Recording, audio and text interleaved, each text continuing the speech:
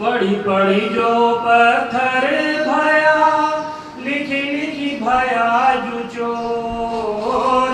जिस पढ़ में साहिब मिले, सो पढ़ना कछु और। सत्संग ज्ञान के बिना जो मनुष्य पढ़ता है, और जो पढ़ पढ़ के जड़ पूर्ण हो गया, इस बात पे इशारा कर रहा है।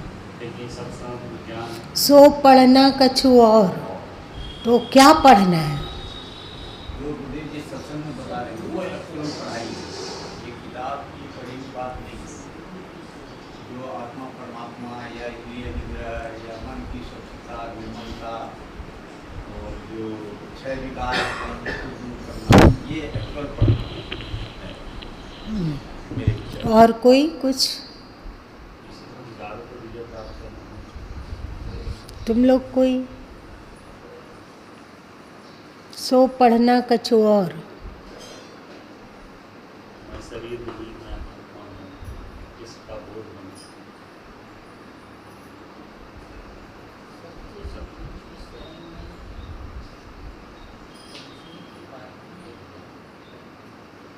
पढ़ने में क्या होता है?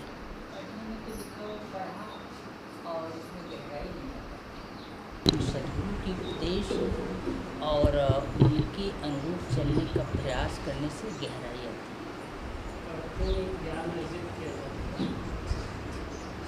कैसे? जिसके बारे में पढ़ा गया तो उसके बारे में समझ लिया, जानकारी।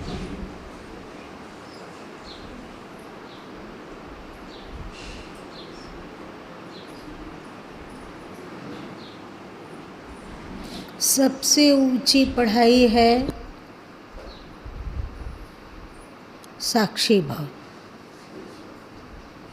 जब आप साक्षी होते हैं तो बाहरी व्यवहारों को तो पढ़ते ही हैं, साथ साथ अपने विचार, अपना मन, अपनी बुद्धि, अपनी इंद्रियां किस ओर जा रही है, इसका सघन समीक्षा होता है।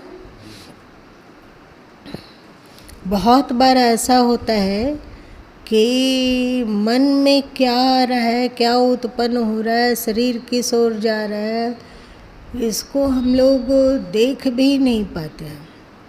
किताब पढ़ना हम लोग को आता है, ये भी बुरी बात नहीं है अगर, क्योंकि पतंजलि योग दर्शन में नियम के अंतर्गत स्वाध्याय भी आया ना। लेकिन स्वाध्याय अनेक प्रकार से होता है। मोटा मोटी आप उसको 3 भाग में बांट सकते हैं। स्थूल रूप से आप 3 भाग में बांट सकते हैं। पहला है स्व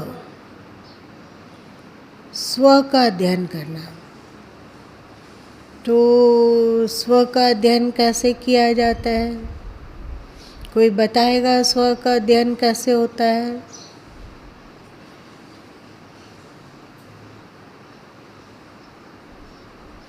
एक अध्ययन ऐसा भी है, आप लोग इस पर सुन चुके हैं, एक अध्ययन ऐसा भी है जिसमें ना आँखों का संयोग होता है ना, आँख से हम लोग पढ़ते हैं, तो न ही आँखों का संयोग होता है, न ही मन, इंद्रियां, बुद्धि का संयोग होता है।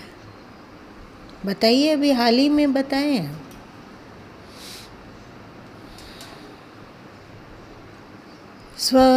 स्व मतलब क्या? स्वयं, अपने आप का अध्ययन करना।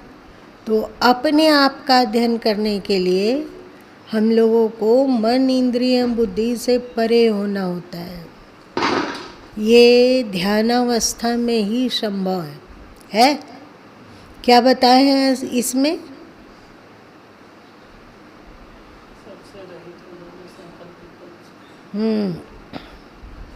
संकल्प, विकल्प, सोच, सबसे संकल्प विकल्प कहाँ से उठता है? विचार कहाँ से उठता है? मन से। और शास्त्र कहता है कि मन से परे हो जाओ, है ना। तुलसीदास जी जो रामचरितमानस के रचयिता हैं और वे सगुण साकार श्री राम का वर्णन किए हैं, वे भी कहते हैं कि गो गो चरमन जहाँ लगी जाई, सो सब माया जाना हो बाई। और संतो आवे जाए सो माया, दोनों का ही मेल है। गो मतलब इंद्रियां, मन, बुद्धि, इसका विचरण जहाँ तक होता हो वो सब के सब माया है। और सदगुरु कबीर साहब कहते हैं कि संतों आवे जाए सो माया। तो आप देखिए, आपके मन में जो उत्पन्न होता है वो आने जाने वाला है कि स्थायी है? आने जाने वाला है। अभी मन कुछ कह देता है तो हम लोग मन के पीछे पीछे उस ओर बह जाते हैं। मन कभी कुछ दूसरी व्याख्या कर देता है तो हम लोग दूसरी ओर बह जाते हैं। मतलब अभी हम लोगों का मन स्वामी है और हम सेवक हैं।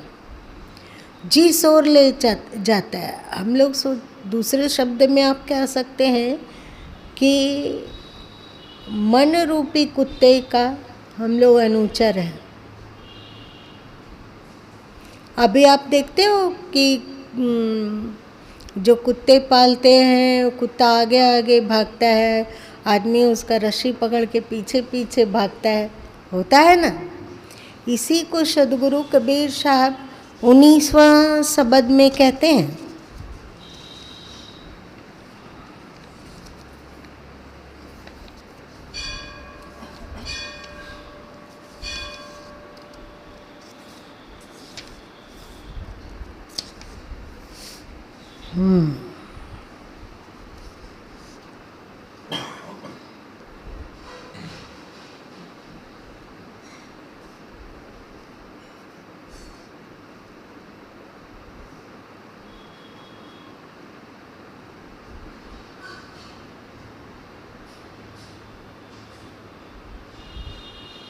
क्या है?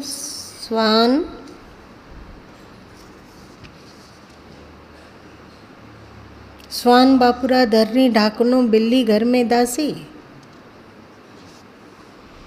स्वान बापुरा धरनी ढाकनो,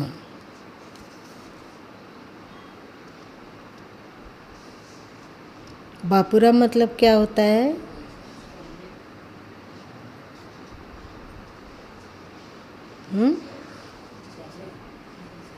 बापुरा मतलब मूर्ख। ये मूर्ख मनुष्य लोग कुत्ते को तो अपने हृदय में एकदम बढ़िया से सजा के रखे हैं, और दुनिया सबसे अधिक यदि वो किसी को चाहता है तो वो इस कुत्ते को। ये कुत्ता क्या है? हम लोगों का मन। धरनी ढाकनो, जैसे हम लोग कुछ सुरक्षित चीज को ढक कर रखते हैं ना। धरनी मतलब क्या? धरना। धरना मतलब रखना, और ढाकनो मतलब ढक कर, छुपा कर, सुरक्षित बना के उसको रखते हैं। तो ये मूर्ख मनुष्य लोग अपने भीतर कुत्ते मन को सुरक्षित बना के रखे हैं। और उधर तो सदगुरु कबीर साहब कहते हैं कि कबीरा कुत्ता राम का, मैं राम का कुत्ता हूँ। और हम लोग क्या कहते हैं कि हम तो कुत्ता मन के, हम मन के कुत्ते हैं। मन जिस ओर ले जाता है उस ओर जाते हैं। तो स्व अध्याय के लिए मतलब अपने मैं का अनुभूति के लिए मन से परे जाना होता है। मन से परे कैसे जाया जाता है? संकल्प विकल्प से परे होने पर मन से परे हुआ जाता है, जहाँ कोई संकल्प विकल्प नहीं। इसको अक्रिय ध्यान भी कहते हैं, इसको दृष्टि साधन भी कहते हैं। अक्रिय मतलब कुछ नहीं कर रहे हैं। ध्यान में बैठे तो फिर उस स्थिति में पहुंच गए जहाँ ना शरीर कुछ कर रहा है, ना इंद्रियां कुछ कर रही है, ना मन कुछ कर रहा है, ना बुद्धि कुछ कर रही है। केवल साक्षित जो है, मन इंद्रिया बुद्धि से परे कुछ है। आप लोग अक्रिय अथवा दृष्टि सा ध्यान कभी कभी करते हैं, नहीं करते हैं, करते हैं। तो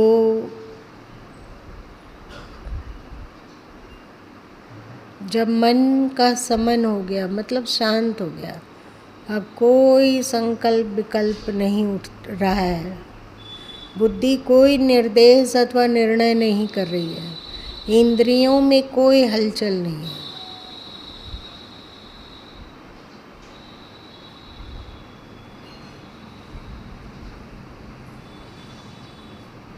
उस स्थिति को साक्षी होकर देखा जा रहा है वहाँ पर कोई तो साक्षी है ना, जो उस स्थिति को देख रहा है। ये हुआ। और पढ़ना मतलब फिर से पढ़िए साकी। पढ़ी पढ़ी जो पत्थर भया, लिखी लिखी भया जो चोर, जिस पढ़ने साहिब मिले सो पढ़ना कछु और। जिस पढ़ने से साहब मिले सो पढ़ना कछु और। साहब मतलब परमात्मा ईश्वर, तो वो पढ़ना कुछ और है जिसको पढ़ने से साहब ईश्वर की अनुभूति होती है, और वो पढ़ना है स्व को पढ़ना। स्व मतलब अपने आप को पढ़ना, अपने आप तक।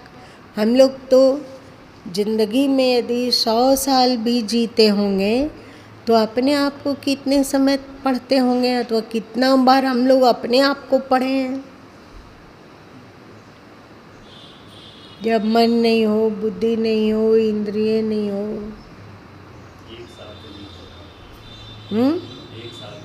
एक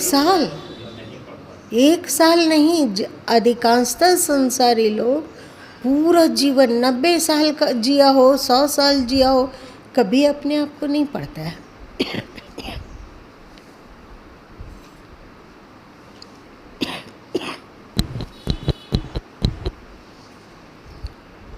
उत्तम पढ़ाई ये है, इसको पतंजलि जी स्वाध्याय कहते हैं।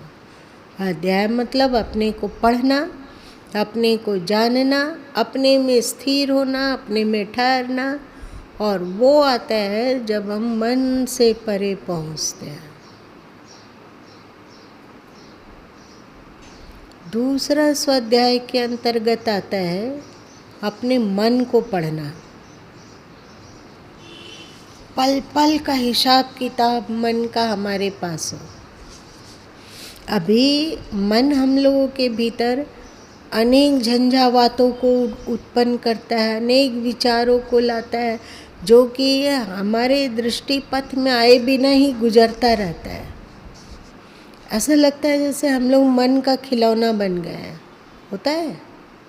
और हम लोगों को ये भी पता नहीं चलता है कि मन में क्या त्रुटि है, मन में कौन सी बीमारी लगी हुई है।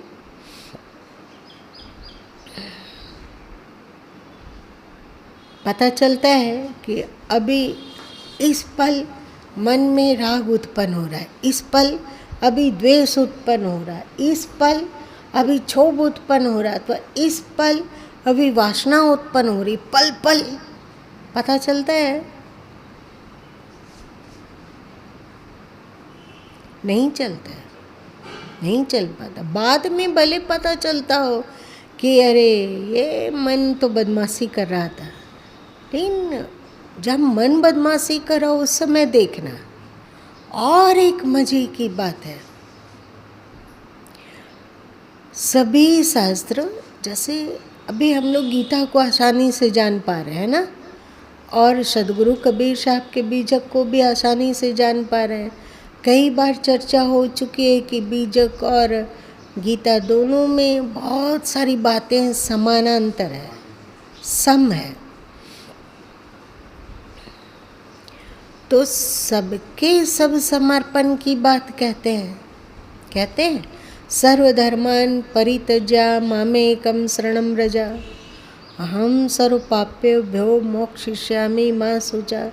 तुम सब कुछ, सब धर्मों को छोड़कर, सब आग्रहों को छोड़कर सब मान्यता को छोड़कर मुझे समर्पित हो जा, मैं तुम्हें सब पापों से मुक्त कर दूंगा। तो समर्पण का मतलब क्या होगा? अभी देखिए, हम लोग मन का अध्ययन के लिए होश में रह रहे हैं, सजग रह रहे हैं कि मन में कौन सी विचार की उर्मी उठी और किस ओर मन ले जाना चाहता है। मान लीजिए कि आप साक्षी होके देख भी ले मन क्या करामत कर रहा है, इसको आप साक्षी होके जान भी ले, आप मन के पल पल का हिसाब भी रखते हो, तो मन जो कह रहा है उसमें हम कितना समर्पित होंगे और श्री कृष्ण जो कह रहे हैं उसमें हम कितना समर्पित होंगे, बताइए।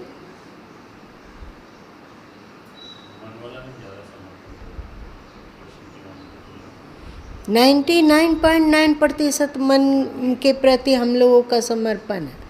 मन अच्छा बुरा जो भी कहता हो, जैसे भी, अथोर श्रद्धा है हम लोगों का मन के प्रति है।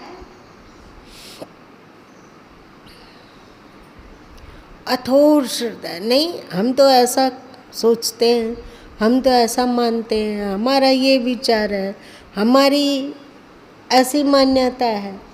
मन जो कह रहा है हाथ जोड़े हुए जीव जोर होता है।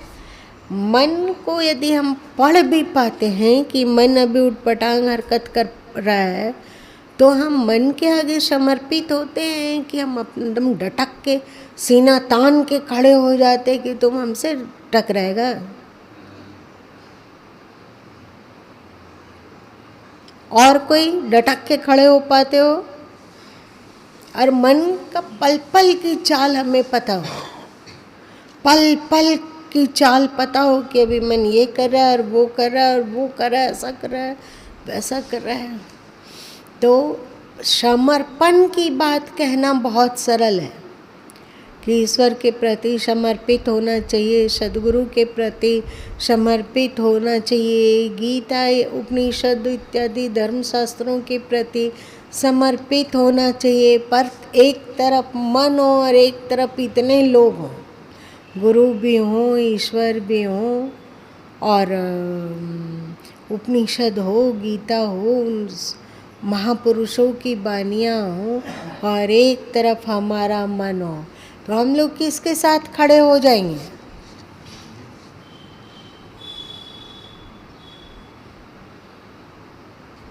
एक तो हम लोग मन का अध्ययन कर नहीं पाते हैं, और यदि अध्ययन करते भी हैं तो मन के साथ खड़े हो जाते हैं। अपने मन को सही साबित करने के लिए एड़ी चोटी एक कर देते हैं, करते हैं। और है स्वान बापुरा धरनी ढाकनो, कुत्ते को तुमने ढक कर सुरक्षित रखा है अपने भीतर। वो कुत्ता कौन है? मन है। जैसे गुरु माँ जब कब कब नाराज होते हैं, जैसे वे बताते हों कि गीता बहन जी आप ये क्यों किए, आप में ये गलती है, तो हम लोग क्या करेंगे? कैसे? हम तो ऐसे सोच रहे थे, हम तो वो कर रहे थे, मतलब अनजाने ही हम लोग मन को बचाने के लिए, अब पगले मन, इस कुत्ते मन को बचाने के लिए इतना जोर से हम लोग भौंकते हैं कुत्ते की भाषा में। जानते हो ना तुम लोग कि जिसको कुत्ता काट लेता है उसको यदि इंजेक्शन ना लगाया जाए तो वो क्या करता है? कुत्ते की तरह ही भौंकने लगता है। तो हम लोगों को ये मन का कुत्ता काट खाया है, काट खाया है। और हम लोग यदि कोई गुरुजन अथवा कोई अपने मार्गदर्शक, वे यदि हम लोगों को कुछ ज्ञान की बात बताना चाहते हैं, तो मन तो अपना उकसा के चुपचाप बैठ जाता है हम लोग के भीतर, और हम लोग भौंकने लग जाते हैं। क्या भौंकेंगे?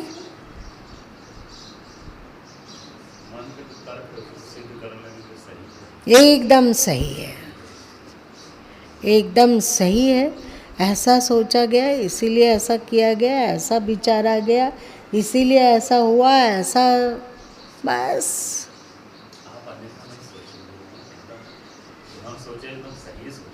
हाँ, आप मत सोचिए, एकदम सही मन एकदम जो जगह बिताया है वो एकदम तर्क से सिद्ध कर। तर्क से सिद्ध करें। किसको हम बचाते हैं तर्क से? तो बताइए, आपका समर्पण किसके प्रति है? तो जो श्री कृष्ण कहते हैं कि सर्वधर्मान परित्यज्य मामेकम शरणं व्रज, मेरे समर्पित हो जाओ।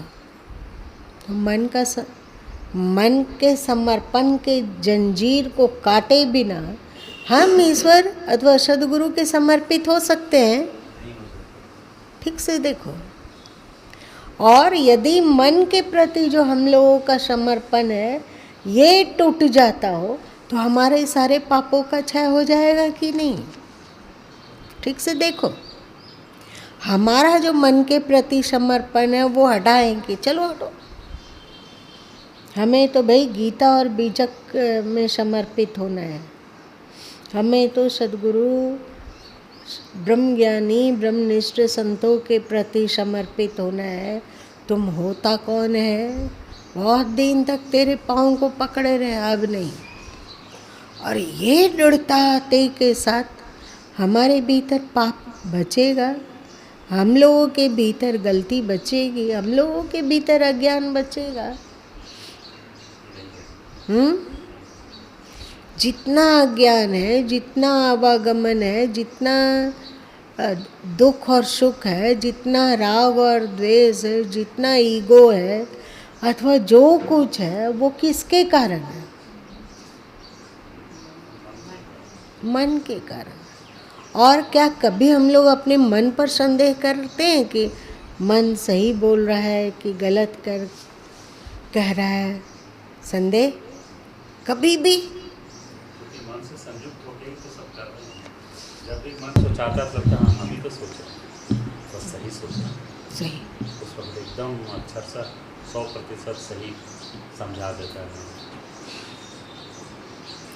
मन पर अथोर विश्वास है, मन पर अथोर श्रद्धा है। मन हमारे लिए सबसे बड़ी बात है, सबसे अधिक पूजनीय। दुनिया में भले ही आप मानते हो ईश्वर को, भले ही आप मानते हो सद्गुरु को, भले ही आप कीर्तन करते हो और उनको याद करते हो, सब मन छूट दिया हुआ है कि करो ना, जितना तुमको पापड़ बेलना है बेल लो, जितना कीर्तन गाना है, जितना अध्ययन कर स्वाध्याय करना है, लेकिन हम तो हम हैं। कितना भी सत्संग सुन लो पर तुम मेरे ही चंगुल में रहने वाले हो। इसलिए हम लोग जब सत्संग में आना चाहते हैं तो मन छूट कर देता है, क्या ठीक जाना चाहिए, जाना चाहिए। जब आप सत्संग में आते हैं तो मन यहाँ भी छूट कर देता है, क्योंकि वो जानता है कि सत्संग के विपरीत कुछ होगा, वहाँ भी ये हमारी ही मानेगा। समझ में आ रही बात? ऐसा हुआ कि एक कोई संत किसी पागल खाना में घूमने के लिए गया। वे जानना चाहते थे कि जिसका माइंड डिस्टर्ब है, जिसका दिमाग अपने कंट्रोल में नहीं है, वो क्या होता है। तो एक बैरक में देखे, बैरक मतलब समूह में रहता है। हाँ, जो जेल जैसा बना रहता है ना। अच्छा अच्छा। तो एक में वे देखे कि आदमी पागल जैसा चिल्ला रहा है कि छोड़ दो हमें, छोड़ दो, बाल नोच ले रहा है, अपना कपड़ा लत्ता सब फाड़ फूड़ रहा है, उन्मत्त का सब व्यवहार कर रहा है, चिल्ला रहा है, चीख रहा है। तो संत जी पूछे, जो डॉक्टर थे उनसे पूछे कि इसको क्या हुआ है, ये कब पागल हो गया, कौन सा ऐसा धक्का लगा कि पागल हो गया। तो डॉक्टर बोले कि ये अपने समय में किसी लड़की से प्रेम करता था, उससे विवाह करना चाहता था, बहुत कोशिश किया कि उससे विवाह हो जाए पर हो नहीं सका, इसलिए पागल हो गया। ठीक है। संत का तो दिमाग गनगनाया कि ऐसा। फिर थोड़ा आगे बढ़े तो एक और पागल था, दूसरे बैरक में, दूसरे जेल में, मतलब दूसरे कैबिन में। वहाँ देखा तो वो भी चिल्ला रहा था, चीख रहा था कि छोड़ दो हमें। उसको सिक्कड़ उक्कड़ से बांध के रखा गया था। वो थोड़ा ज़्यादा ही पागल था, एकदम सिक्कड़ को तोड़ने की कोशिश कर रहा था कि हमें छोड़ दो, हमें आज़ाद करो, हम पागल नहीं हैं, हम जो बोल रहे हैं वो सच है, हम पागल नहीं हैं। तो संत जी डॉक्टर से पूछे कि ये इतना अधिक पागल कैसे हो गया। तो डॉक्टर बताया कि उस लड़की से, जिस लड़की से जो पहला वाला पागल था, विवाह करना चाहता था और विवाह नहीं कर पाया इसलिए पागल हो गया, उसी लड़की से इसका विवाह हो गया।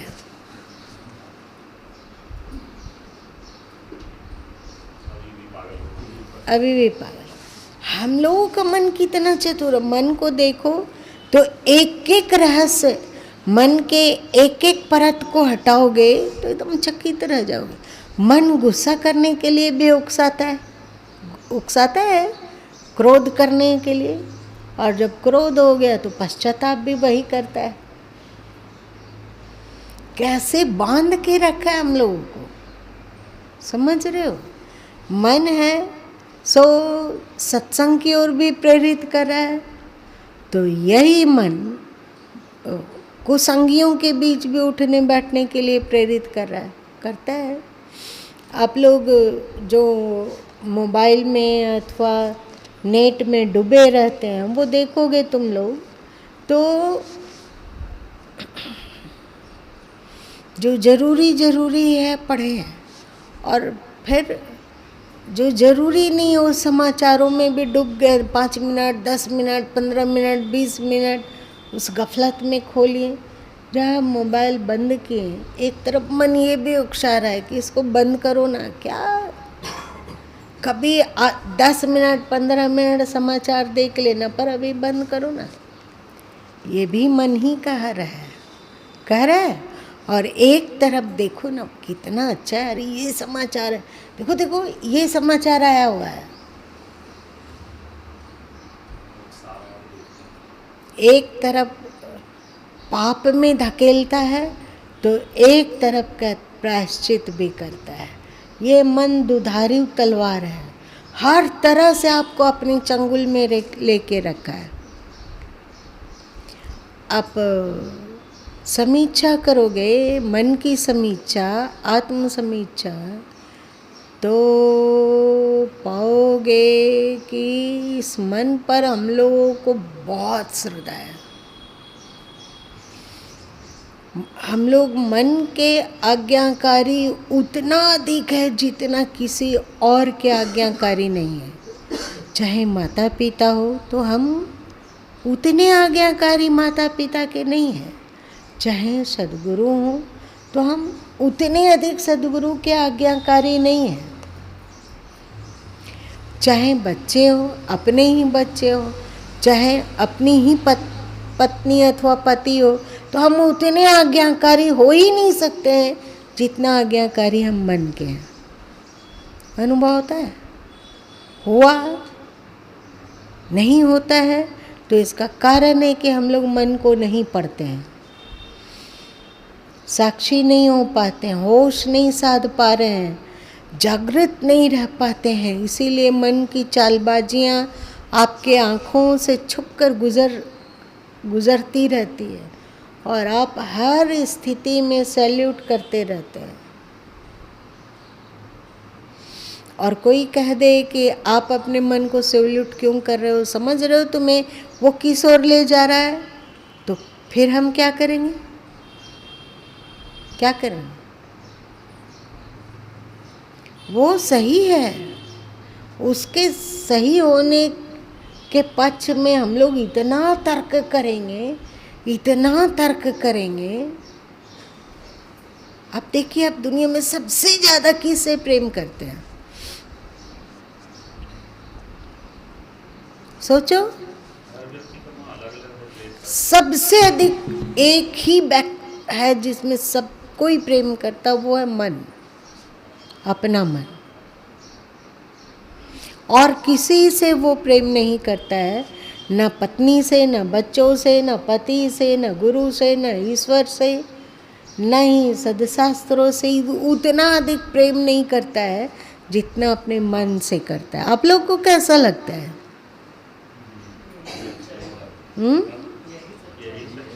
तो यही तो श्री कृष्ण पूरा गीता में बोलते चले गए कि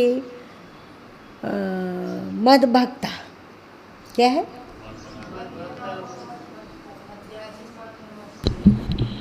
मेरे भक्त बन जा, मेरी ओर आ, मेरी उपासना कर, मेरा पूजन कर। इसका मतलब क्या हुआ? इसका मतलब क्या हुआ कि वे मन के चंगुल से बचाकर एक श्रेष्ठत्व की ओर ले चलना चाह रहे हैं।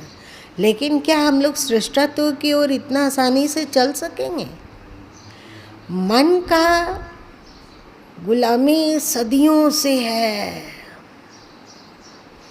तो इस मन की गुलामी को छोड़ना इतना आसान नहीं है।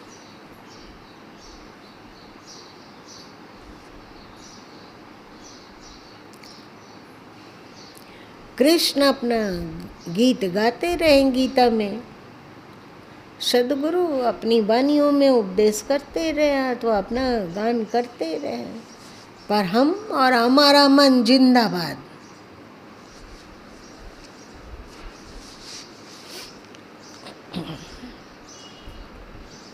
आप जानते हैं कि मातृ पितृ भक्त हो, चाहे कोई पति भक्त हो, चाहे कोई गुरु भक्त हो, वो क्यों ज्ञान को उपलब्ध हो जाता है?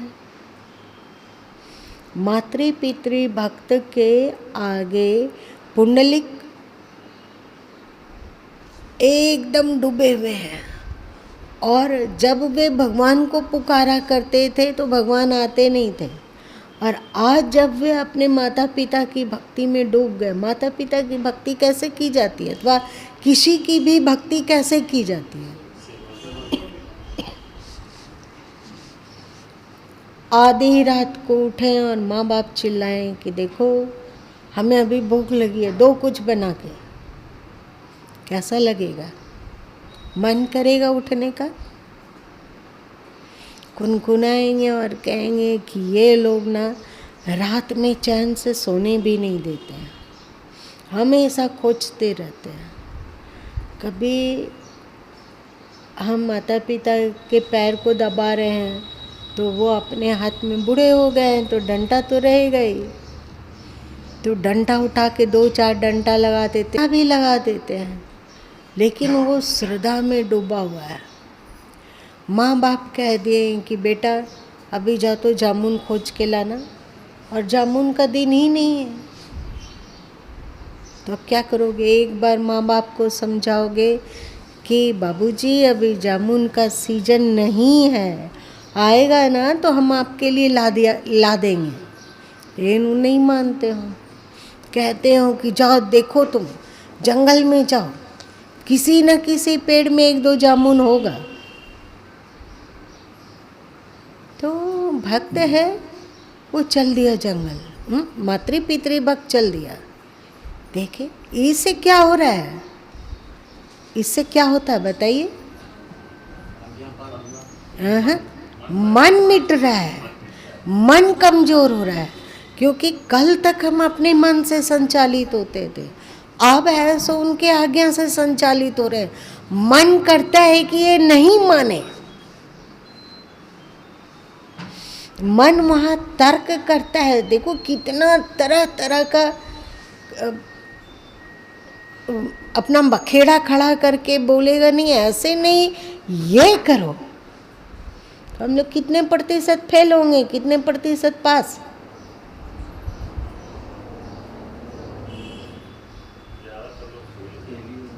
ज़्यादातर फेल।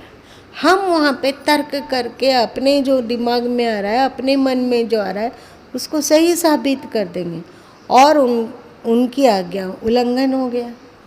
अब बताइए, आप फिर से मन किसके भक्त बन गए? मन के या सदगुरु के या ईश्वर के? हो गया। चाहे माता पिता की भक्ति का आधार लेकर अपने मन से ऊपर उठा जाए, वे जो बोल रहे हैं, वे जो फरमाइश कर रहे हैं, वो हमारे मन को अभी नहीं सुहारा है। लगता है कि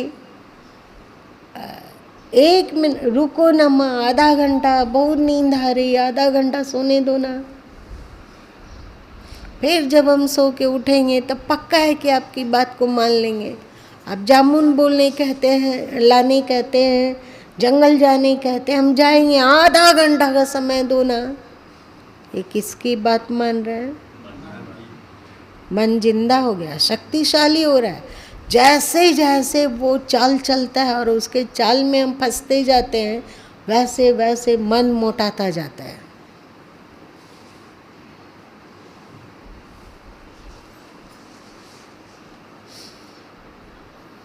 एक बार संत सदगुरु यही उपदेश कर रहे थे। वे उपदेश करते हुए कह रहे थे कि हमेशा पल पल मन पर सवार होकर ही जीवन यापन करो। सवार होना मतलब अपने कंट्रोल में करके, समझ रहे हैं आप मेरी बात? सवार होकर मतलब अपने कंट्रोल में करके काम करो। संत जी का कहना था कि मन एक घोड़ा के समान है। अपने हाथ में ज्ञान का चाबुक लो और मन घोड़े पर सवार होकर हमेशा इस पर शासन करो। 1 महीना, 2 महीना, 3 महीना के बाद फिर से वो व्यक्ति आया। संयोग से वहाँ डॉक्टर भी थे और संत जी भी थे। देखे कि वो जो आदमी था वो तो एकदम इतना मोटा हो गया है कि कहो मत। पेट वेट सब फेंका हुआ है और पूरा शरीर में ऐसा लगता है जैसे मांस का थक्का थोप के रखा गया हो।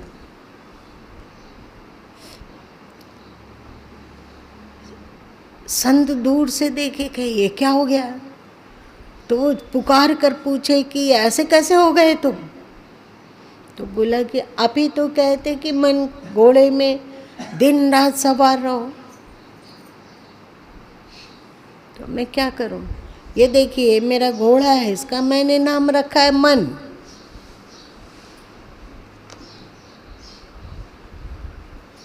ये घोड़ा है, इसका नाम रखा मैंने मन। अब मैं दिन भर इस पर सवार रहता हूँ, चली नहीं तो कब चलूँगा? आप कहें 24 घंटे मन घोड़े पर सवार रहना, तो देखिए ये घोड़ा दुबलाते जा रहा है। दिन भर कोई घोड़े पर बैठा रहेगा, उसको खाने पीने का भी छूट नहीं देगा, तो घोड़ा तो दुबलाता जा रहा है और हम मोटाते जा रहे हैं। इसमें मेरा क्या कसूर? आपका है ना। वैसे ही हम लोग हैं। जब जब मन की बातों में सहमत हो गए, मतलब जो सदगुरु और गोविंद के विरुद्ध है, वैसे मन के समर्थन में जब जब खड़े होगे तब तब तुम कमज़ोर होगे और तुम्हारा मन मोटाता जाएगा। तुम्हारा मन मोटाता जाएगा और तुम चूहे बनते जाओगे, दुबलाते जाओगे।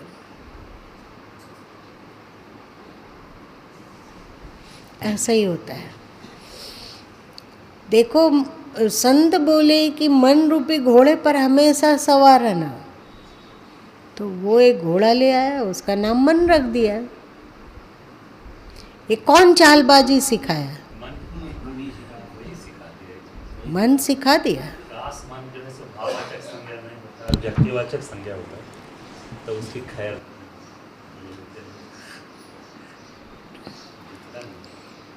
तो पढ़ना है यहाँ पर कि पल पल मन पर होश रखो, देखो कि कहीं ये तुम्हारे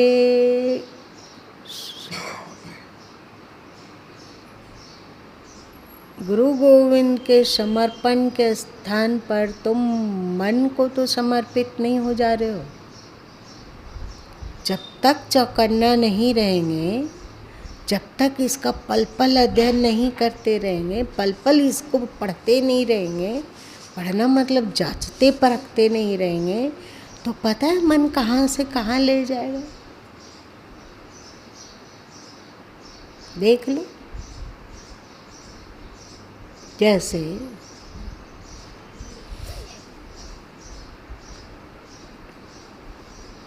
कोई गाली दिया, कोई कड़वा बोला, तो तत्काल क्या उत्पन्न होगा?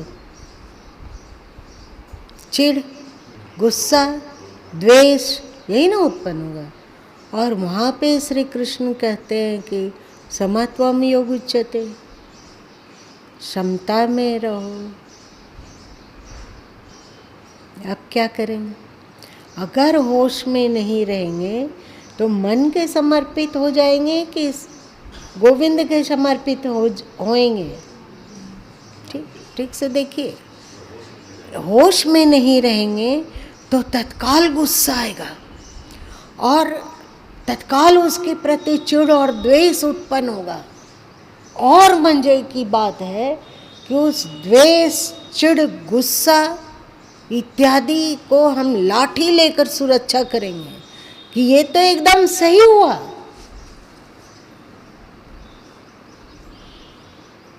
होता है ऐसा? हम लोग नहीं, हमारा व्यवहार एकदम परफेक्ट था। किसके समर्थन में खड़े हो गए? मन के समर्थन में खड़े हो गए। ये गुरु और गोविंद और गीता और बीजक और उपनिषद, जय बंगाल की खाड़ी में, हमें इन लोगों से क्या लेना देना है? हम और हमारा मन। सबसे अधिक रिश्ता अपना निभाते हैं हम लोग अपने मन से। दुनिया में सबसे अधिक प्रेम करते हैं हम लोग अपने मन से। और जब तक अपने मन से प्रेम है, जब तक अपने मन से प्रेम है, तब तक आप अध्यात्म में कभी नहीं कर पाएंगे। एक कतरा भी आप आध्यात्मिक अनुभव से नहीं गुजर सकेंगे। किसी ग्रंथ में गुरु माँ, किसी पुस्तक में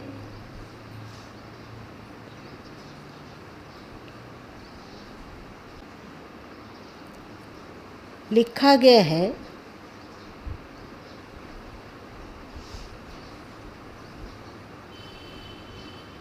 कि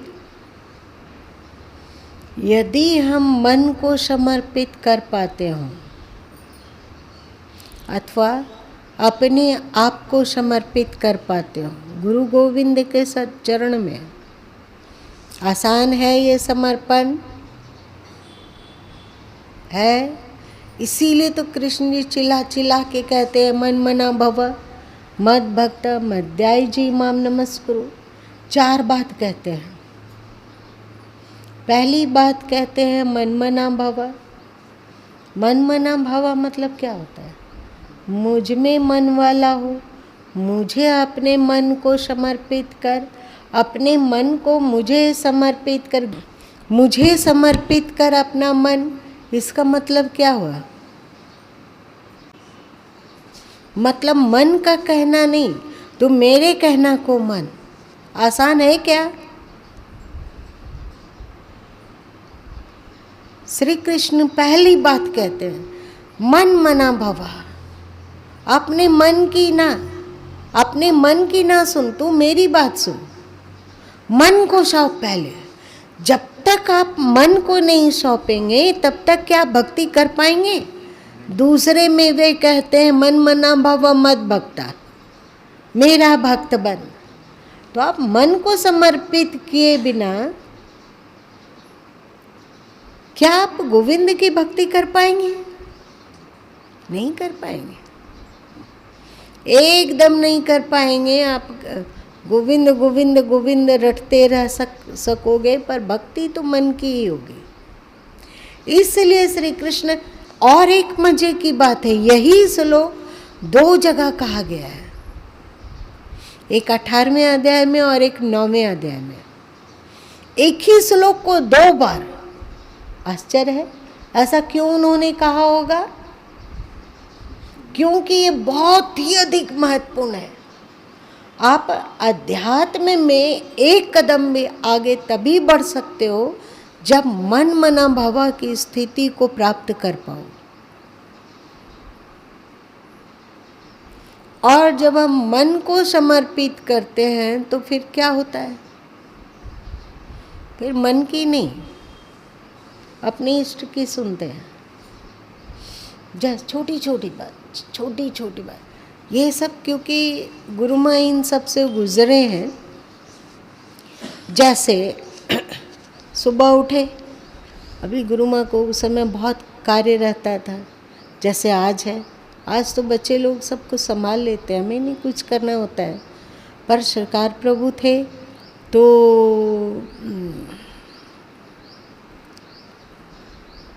एकदम सुबह 8 बजे के पहले सारा जो भी लेबर आने वाला है, मिस्त्री आने वाला है, उसकी सारी व्यवस्था कर देना। याद है तुम्हें रामदुलार? जैसे राजमिस्त्री आने वाला है तो उसके पहले, क्योंकि अल्प धन में बड़ा काम करना है, तो मिस्त्री आया और मसाला बनाने में कम से कम 1 घंटा लगता है ना। तो पहले ही उसको नाप लो, उसमें सीमेंट मिलाओ, उसको फेंटो, पानी दो, एकदम तैयार माल। जहाँ पर जुड़ाई होना है ईटा भिंगा दो, पानी की व्यवस्था करो, वहाँ पानी के लिए टप वगैरह रख दो। अगर मचान नहीं बना हुआ है तो मचान बना दो। ये कर रहे हैं, जल्दी निकलना है। उस समय भी एसिडिटी बहुत होती थी, तो निकलने वाले हैं तब तक सरकार प्रभु कह दिए कि सत्तू पी कर जाओ, मतलब सत्तू का शरबत पी के जाओ। और उस समय बिल्कुल पीने का मन नहीं है, मन नहीं है, बिल्कुल पीने का मन नहीं है। अब क्या करें? हाथ जोड़ेंगे कि अभी हम जाते हैं तो तुरंत 1 घंटा में आ जाते हैं। और यदि सरकार प्रभु डटक के कह दिए कि जो कह रहे हैं सो सुनो, तो क्या करेंगे? तर्क नहीं दे करेंगे। और यदि वे कह दिए कि नित्य प्रतिदिन ऐसा करके, मतलब सत्तू का शरबत पी के तब बाहर जाना है, ये समझो कि पूजा और आराधना से ज़्यादा टफ मामला है। समझ में आ रही है? रोज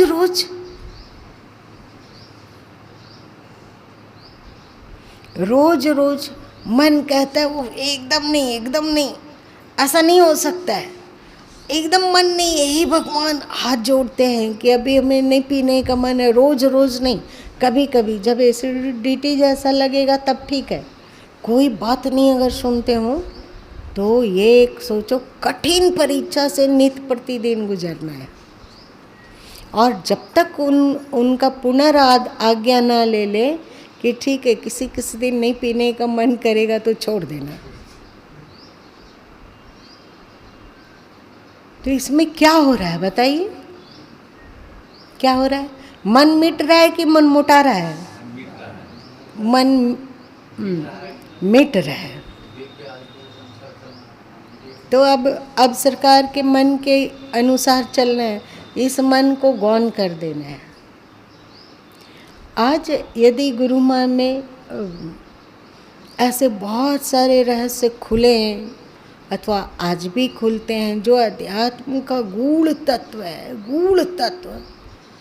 तो वो इसलिए खुले क्योंकि मन मना भवा करने का साधन उस समय भी था और आज भी है। ठीक है कि कोई दृश्य नहीं है, कोई सामने में साकार शरीर नहीं है, कोई स्पष्ट आज्ञा नहीं देने वाला है, लेकिन कुछ आया अंदर। मतलब जैसे किसी ने कहा कि वो आपका परम भक्त है, आपकी भक्ति में वो तल्लीन रहता है, आपकी आरती पूजा ना कर ले, आपके ग्रंथों का स्वाध्याय ना कर ले, तब तक वो एक दाना भी मुंह में नहीं डालता है। तो यहाँ का जो मन है वो क्या कहेगा, इसके भीतर जो मन है वो क्या कहेगा। अगर आप चौकन्ना नहीं रहे तो अच्छा इतना बड़ा भक्त है, इतना बड़ा, उसके प्रति आपका क्या होगा, डुलकाव होगा। अब वहाँ पे तत्काल चौकन्ना हुए कि ये तो मन डुलकाव कर रहा है। पर हमारे सदगुरु क्या कहते हैं, हमारी गीता क्या कह रही है, तत्काल है कि ढुलकाव भी दोष है, पाप है। आप संभाल नहीं अपने को, बताओ मन मिटा कि नहीं मिटा, अपने आप समता आ रही है कि नहीं आ रही है। कोई गाली गलौज कर रहा है, कोई निंदा कर रहा है, तो कोई बताया है कि वो आपके प्रति ऐसे ऐसे ऐसे घर घर जा जा के आपकी निंदा करता है, तो वहाँ पर मन द्वेष को जगाएगा, जगाएगा, चिढ़ को जगाएगा, लेकिन पुनः तुरंत याद आ जाए कि नहीं हमारे गुरु, हमारे गोविंद क्या कहते हैं, द्वेष अच्छा नहीं है, तो उसको रिजेक्ट। फिर अपने आप समता आएगा कि नहीं, ये बताइए कि समता लाने के लिए प्रयत्न किया जा रहा है कि अपने हो रहा है, कुछ भी प्रयत्न नहीं है। फिर आगे चलकर मन की बात को ना मानने के कारण बार बार मन को ठुकरा दिया गया, मन के प्रस्ताव को ठुकरा दिया गया। फिर मन को ही प्रस्ताव दिया तो फिर उसको गुरु गोविंद की आज्ञा पर टाला जाएगा। फिर वो लगा कि नहीं ये गुरु गोविंद के अनुकूल नहीं है, तो फिर से उसको ठुकरा दिए।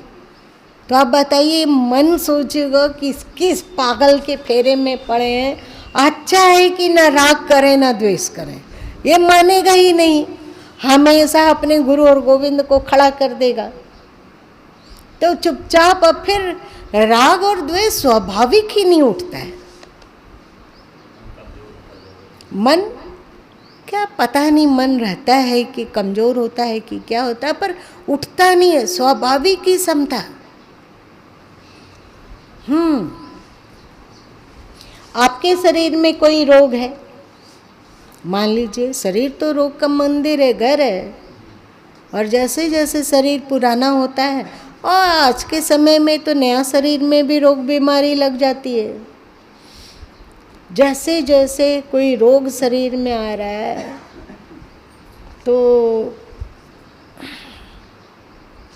ओह बड़ा कष्ट है, भगवान ये कष्ट क्यों ले आए, इसको ठीक कर दो भगवान।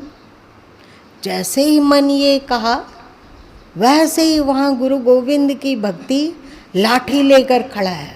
क्या बोले हैं गुरु गोविंद, देहाद्यासी बनने बोले हैं क्या, दे दे दे दे दे दे जपने बोले हैं क्या। तो याद आ गई कि अरे वे तो समता की बात बोलते हैं, देह में है तो देह धरे को दंड है, सबका हु को होए, है ना। ज्ञानी भुगते ज्ञान करी, अज्ञानी भुगते रोए, ऐसे सदगुरु बोलते हैं। और ये मन कहता है कि हम प्रभु से व्यापार करें, सदगुरु से व्यापार करें कि हमें ठीक कर दो। वहाँ पर गुरु गोविंद की भक्ति डंडा लेके खड़ा है, मन क्या करेगा बेचारा, क्या कर पाएगा? तो क्या होगा? समता आएगी, विकलता नहीं। ये बात एकदम शाश्वत सत्य है कि कोई भी शरीर धरती को छोड़ेगा तो एकाएक नहीं छोड़ता। हम लोग नित्य प्रतिदिन तिल तिल कर मरते हैं। कल शाम को जो हम लोगों का शरीर था वो आज नहीं है। शरीर थोड़ा क्या क्षरता की ओर, क्षरता मतलब नाश की ओर बढ़ रहा है। जो सुबह होता है शरीर वो शाम को नहीं होता है।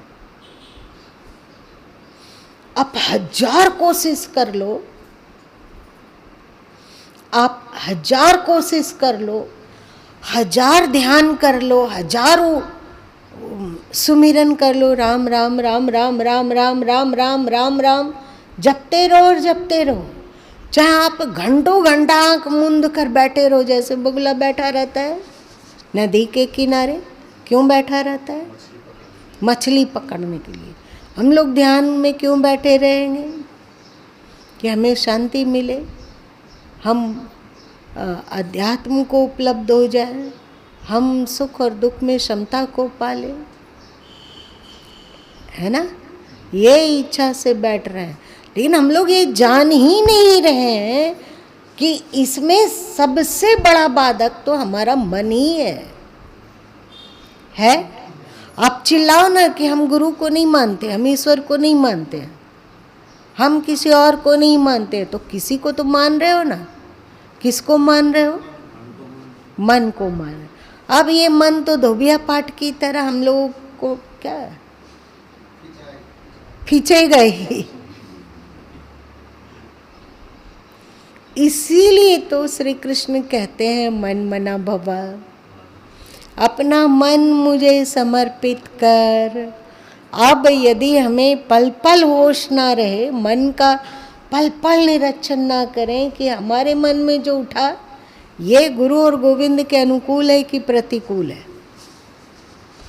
जैसे ही आया कि ये प्रतिकूल है, वैसे ना बाबा ना,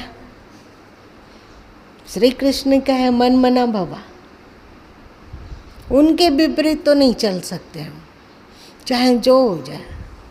सूर्य इधर से उधर हो जाए, मतलब पूरब उग रहा है सो पश्चिम में उगे, अस्त हो रहा है पश्चिम में तो पूरब अथवा दक्षिण अथवा उत्तर में अस्त हो जाए, ये हो सकता है। पर हम गुरु गोविंद के विपरीत नहीं चलेंगे। तो ये क्या हुआ? स्वाभाविक ही बहुत सारी दुर्भिसंधियों से आप बचोगे या नहीं? फिर स्वाभाविक ही समता, स्वाभाविक ही विकारों की ओर प्रवृत्ति नहीं होगी।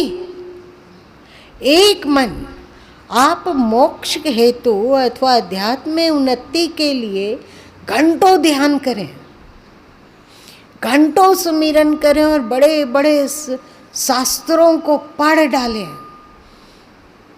और कई कई संतों को नित्य प्रतिदिन उनका सत्संग सुने, पर आप में आध्यात्मिक अनुभूति एक पैसा भी नहीं आ सकता है। भले ही घमंड, अकड़ और बेवकूफ़ी और पागलपन, महामूर्खता, ये सब प्रकट हो सकता है, पर आध्यात्मिक अनुभव नहीं।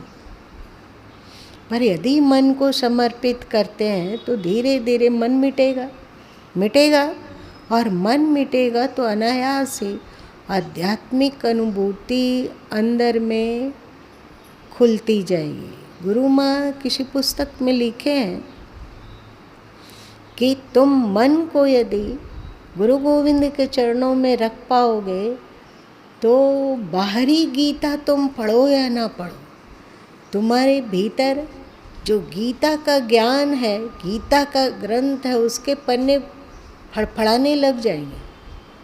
आपके भीतर गीता का ज्ञान स्वयं ही प्रकट हो जाएगा, आपके भीतर शांति स्वयं आ जाएगी, आपके भीतर आध्यात्मिक अनुभव स्वयं आएंगे। आप कबीर की बानी में बानी मिलाकर कह सकते हो, तू कहता है कागज लेखी मैं कहता आखिन देखी, तेरा मेरा मनुआ कैसे के होए रे। सदगुरु साहब बोले ना, आखिन देखी। आखिन देखी मतलब क्या होता है? आँख से देखा हुआ। आप जानते हो भारतीय अध्यात्म को दर्शन कहा जाता है। और ऋषि लोगों को वेद मंत्रों का दृष्टा कहा जाता है। इसका मतलब क्या है? उन्होंने देखा। और गीता के 11वें अध्याय के लगभग 54-55वें श्लोक में श्री कृष्ण कहते हैं कि हे अर्जुन, मैं देखने के लिए, जानने के लिए और मुझ में प्रवेश के लिए उसको सुलभ हो जाता हूँ जो मन मना भवा है, जो मद भक्ता है।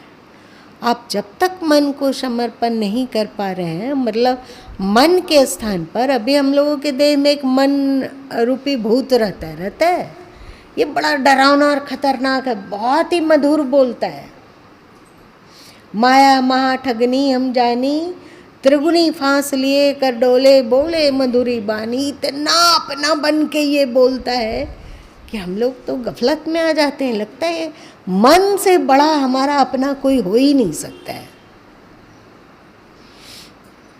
और यही मन आवागमन का कारक है, यही मन विकारों में धकेलने वाला है, यही मन दुख और सुख पैदा करता है, यही मन राग और द्वेष पैदा करता है, यही मन सारे अनर्थों का जड़ है। लेकिन मन अनर्थों का जड़ तब है जब आप मन का सही उपयोग करना ना जानो। जब इस मन में गुरु गोविंद को संभालो तो फिर मन भी नहीं उल्टी पुल्टी कुछ कहता है, कुछ नहीं कहता है, एकदम गुरु गोविंद के अनुकूल चलता है। आप लोग बचपन में सर्कस वगैरह देखे हैं तो बाघ वगैरह को भी साइकिल चलाने सिखा दिया जाता है। आप लोग देखे हो कि नहीं? देखे हैं? कभी हाथी साइकिल चला रहा है, वो कैसे चला लेता है? एक ही दिन में ट्रेनिंग देना होता है ना, उसको ट्रेनिंग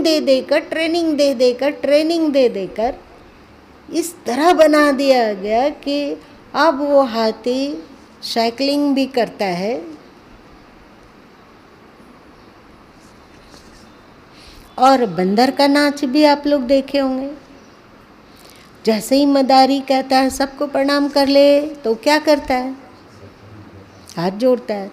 और फिर मदारी कहता है जा सबसे ले, तेरा दाना पानी की व्यवस्था के लिए सबसे ले, तो कटोरा उसको थमा देता है। तो वो बंदर क्या करता है?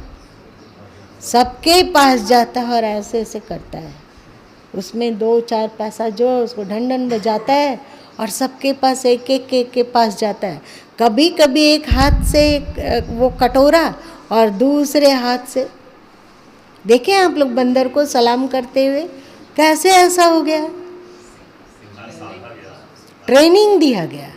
तो आप अपने मन को ट्रेनिंग दो, तो फिर आप, जब आपका मन ट्रेनिंग से निष्णांत हो जाएगा तो आप कहोगे कि मन गोरख मन गोविंदा, मन ही अवघड़ होई। जो मन राखे जतन करी, घटे उजियारा हुए, है ना? मन ही गोरख हो गया, मन ही गोविंद हो गया, मन ही अवघड़ हो गया। जो मन को यतन पूर्वक रखने की कला जान लिया। कौन सा यतन? गुरु गोविंद की अनुकूलता का यतन। गोविंद कहाँ पाओगे? गीता है ना, है ना गीता? आप मान लो कि गुरु माँ धरती में नहीं है तो आप उनको कहाँ पाओगे? उनके ग्रंथ है ना, और उनका उपदेश भी तो है ना। इसके द्वारा ट्रेनिंग दे देकर मन ऐसा फिर बन जाता है कि गीता के विपरीत अथवा सदगुरु के विपरीत एक विचार की उर्मी भी नहीं उठती है। सहज ही समता, सहज ही निर्विकारिता, सहज ही निर्मलता, सहज ही अध्यात्म की अनुभूति, जो पुस्तकों में नहीं लिखा हुआ है वैसे वैसे अध्यात्म के गूढ़ रहस्य खुलते जाते हैं। पता नहीं उन रहस्यों को कहाँ छुपा के रखा हुआ रहता है, पता नहीं।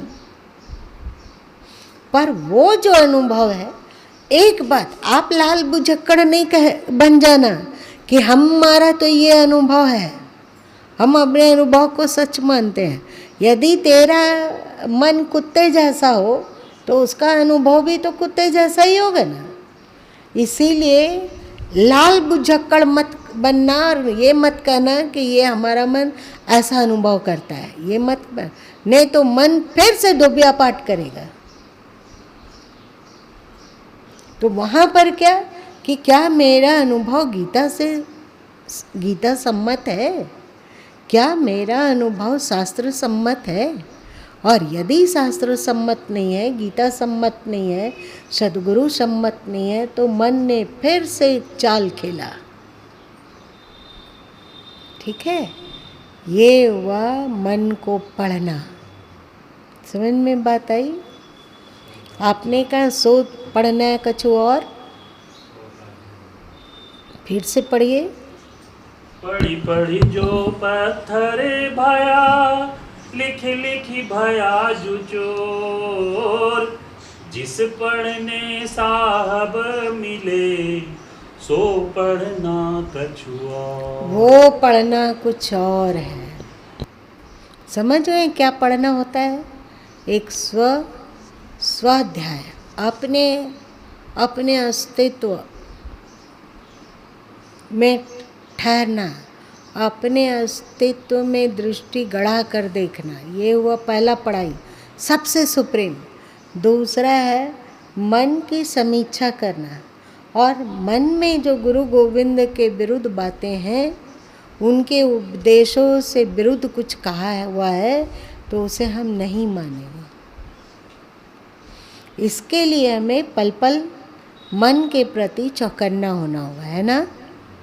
और तीसरी बात है, इस तरह की प्रेरक बातें जिस शास्त्रों में हो, जिन ग्रंथों में हो, जिन पुस्तकों में हो, उनका अध्ययन करना।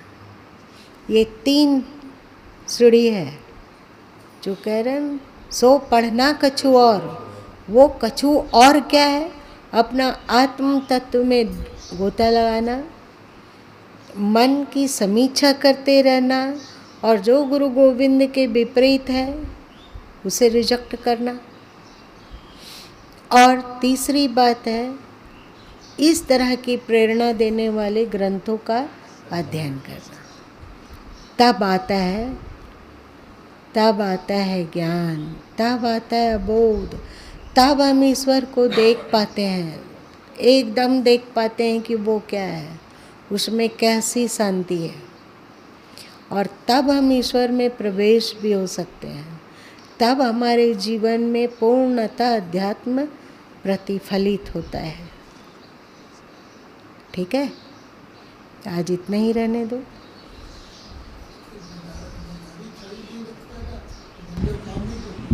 तो आप ही छड़ी रख लो। कौन सी छड़ी? गुरु गो यथार्थ रूप में प्रकट होता है ना, तो काम करता है। गीता वगैरह बेहोशी में मन में बह जाते हैं, बेहोशी में रह जाते हैं। यहाँ से निकले सांसारिक दुनिया की बेहोशी में, उस नाट्य मंच में जो भगवान हम लोग को खिलौना के रूप में दिए हुए हैं, उसी नाट्य मंच में खो जाते हैं। पर्दे के पीछे भगवान है, उसको देख नहीं पाते हैं। तो सांसारिक सुखों में हम लोग कुल भटके हुए हैं। वाह अशोक जी, आप तो एकदम सच में ज्ञान की ओर दौड़ते हुए बढ़ रहे हैं। आपको बहुत कोटि कोटि बधाई। ये बहुत बड़ी दौलत कमा रहे हैं।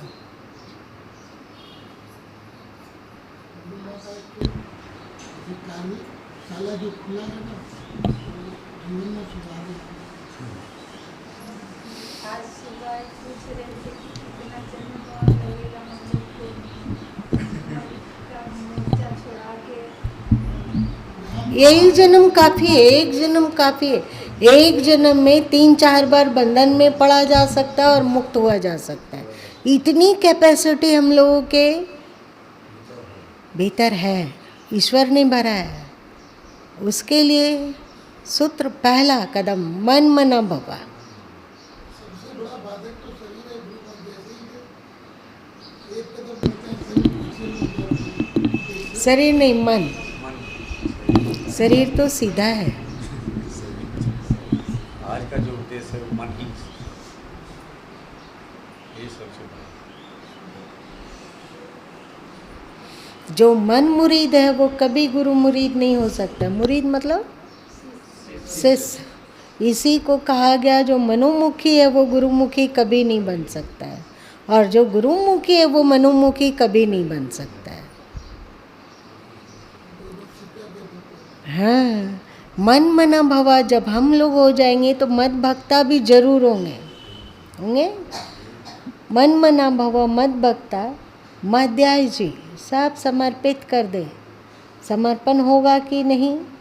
नमस्कुरु, हे प्रभु तू तू तू तू, सब कुछ तेरा, सब कुछ तेरा।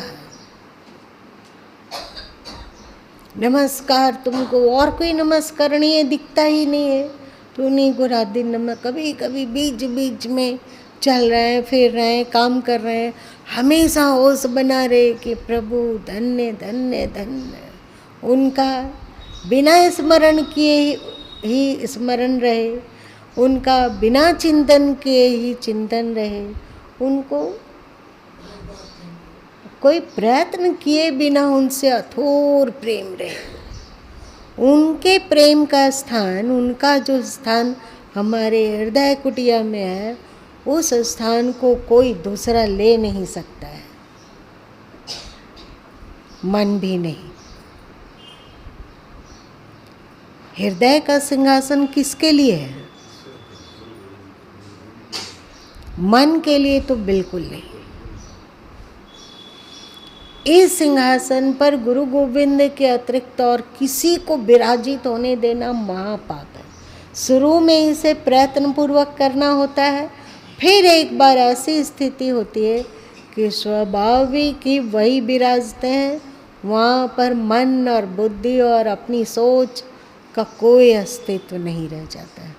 पूर्ण समर्पण। आओ प्रभु, ये हृदय महल तेरा है। चाहे तुम कितना भी तड़पाओ, चाहे सताओ, चाहे तुम दर्शन दो या नहीं दो, चाहे तुम मेरी प्रार्थना सुनो या नहीं सुनो, पर तेरे अतिरिक्त तो इस हृदय महल में कोई दूसरा विराज ही नहीं सकता है। हे प्रभु, बिन फेरे हम तेरे हैं। तुम मेरे बनो या ना बनो, हमें कोई मतलब नहीं है, पर प्रभु इतनी भी इच्छा दे देना कि हम तेरे हमेशा बने रहे, जीवन काल में भी और मृत्यु के पलों में भी।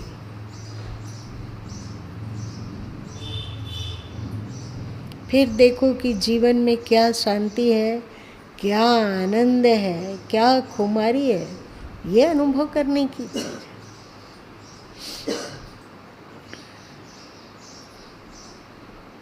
भले ही आप घर जाकर इन बातों को भूल जाएं, पर सत्संग में है तब तक तो 1 घंटा तक इसी में, तो ये संस्कार थोड़ी मिट जाएगा।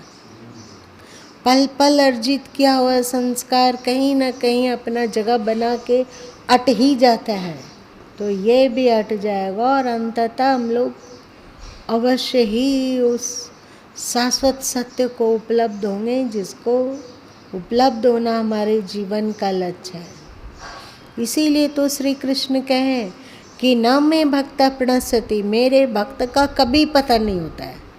मान लो कि एक बार पैर डगमगाया और गिर गए गड्ढा में, कोई बात नहीं, रोएंगे नहीं, फिर से उस गड्ढा से निकलेंगे, फिर से बाहर आएंगे और फिर से उद्घोष करेंगे कि अब नहीं, अब हमारा जीवन उनके लिए,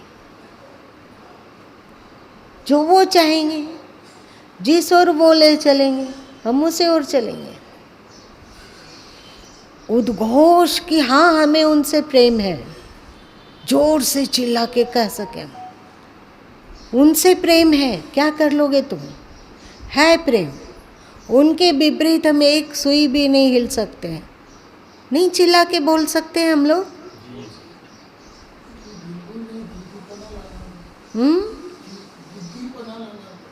जिद्दी अगर वो है तो हम उसके मालिक हैं भाई। 10 जिद्दी हम स्वयं हैं, मन क्या जिद्दी रहेगा? यदि हम होश में रहें और गुरु गोविंद को हृदय में विराजित करके रहें तो मन के बहकावे में तो कभी नहीं आएंगे, और आ भी गए तो जल्दी से फिर से मन को चलता कर देंगे और फिर से स्वतंत्रता का झंडा लहराएगा, आज़ादी का झंडा। अभी हम लोगों के जीवन में आज़ादी का नहीं, गुलामी का झंडा लहराता है। किसकी गुलामी? मन और इंद्रियों की गुलामी।